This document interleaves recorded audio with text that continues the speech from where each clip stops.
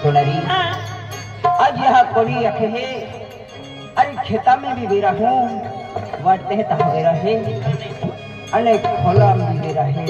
तब कोनी यहाँ पोते जाके त्रास तोड़े है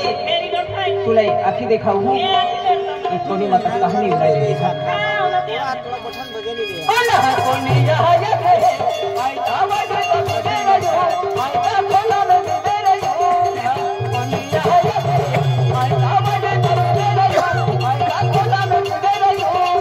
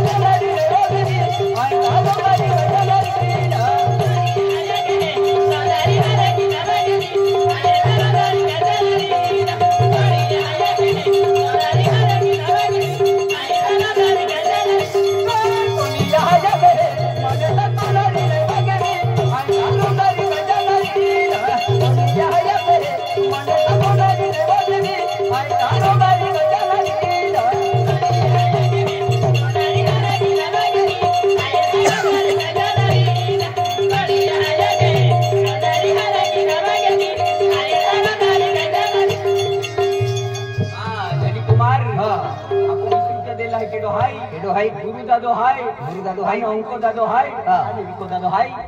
म्हणजे ती आहे म्हणजे 20 रुपया दिला हाय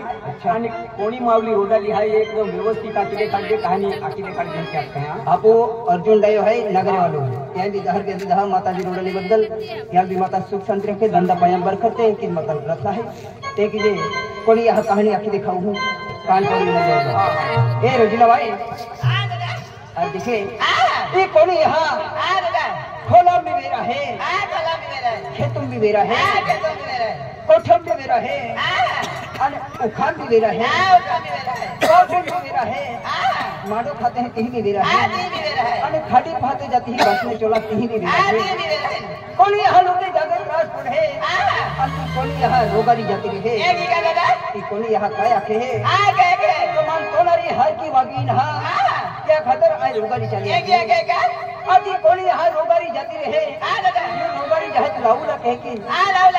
बोल मालूम ना देख रहे जिला भाई कौन यहाँ लाऊला कहानी तो लाके दिखाओ तावा वयना मोहि बलले सबुल मन मगदबुलो